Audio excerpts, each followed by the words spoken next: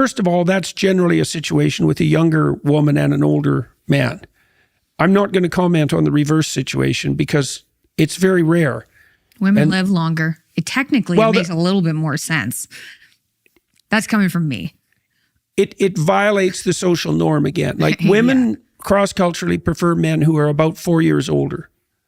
And there's a variety of reasons for that. The major reason is that a wise woman isn't looking for another child.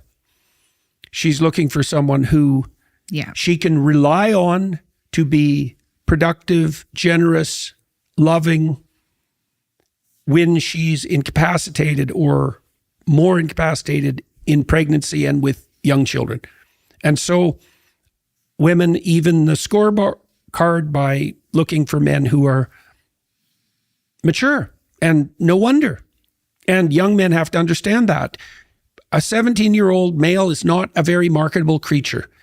Now, there are exceptions to that, spectacularly attractive people who are outstanding in some manner, can leapfrog the game, but basically, men gain advantage as they age. There are women who I've met who are looking for someone who's quite substantially more mature. And there are advantages to that, I think, for a woman, because as men establish themselves, they know more, they have broader social connections, they're more competent, and they have more resources. And the other thing, is by the time you're 25, you're about as old as everyone else until they're like 70. You hit that period of maturity where roughly people are the same age.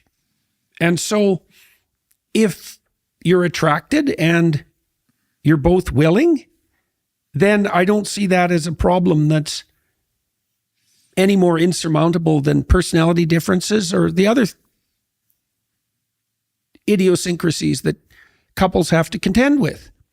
Do you think it's weird? So I think the difference between, say, 30-year-old woman or 25-year-old woman and 40 or 45-year-old man, that makes more, or if you go up, that kind of makes sense. Do you think it's weird when we see like 35-year-old men who refuse to date anybody who's above the age of 22? I don't know if there are experiments of this sort, but they'd be easy enough to run. If you're after a one-night stand, then why not have a 22-year-old? No, that totally Well, understand. no, but that's it. That's the whole story. But if it's a relationship... Yeah, well, then the problems that you just described leap forward madly for anyone who has any sense. I would be concerned that I was being taken advantage of just from being a 21-year-old. Oh, highly likely. If I meet other 35-year-old guys, I'm like, if you only date young 20s, is it because anybody who's 30 would see through you? Oh, sure. Yeah. But once you get above like 25, I don't think it makes that much of a difference. Yeah, well, the predatory tilt. Look, Mick, we know the personality characteristics of men who tilt towards one-night stands. That's already been delineated. They tilt in the dark tetrad direction. And so the 35-year-old men who won't date anyone who's over 23, they're not dating. They're looking for sex with no strings attached. And if there was such a thing as sex with no strings attached, then hey, have at her. But the problem is that never happens. I think the argument that they use is, oh, those are women's most fertile years. But you don't see the people doing that getting married and having babies. They're actually more into polyamory, if anything. Yeah. Well, there is a relationship between youth and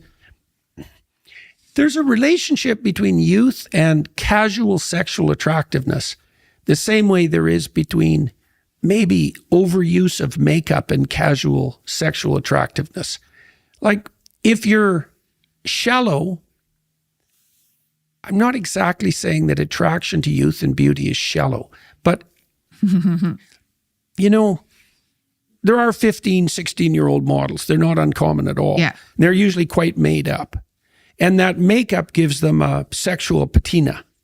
And it's very easy if you're male to be attracted sexually by surface.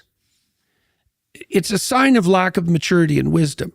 And I'm not trying to make a case against beauty, but there are plenty of beautiful women who are 30. There are plenty of beautiful women who are 50. It gets harder as you get older to maintain that. Your mother has done that extraordinarily well. They're not seeing the whole person. Yeah. And that's convenient if what you want to do is have responsibility-free sex. But there's no such thing as responsibility-free sex. That's a complete lie. And so then it's immature. And so those men are immature. It's as simple as that. They're immature. And they're not having a relationship. They're not tying themselves together with someone for the long run. And that cripples them because life is very hard. It's not something you should undertake alone. You will become, you can't be sane alone.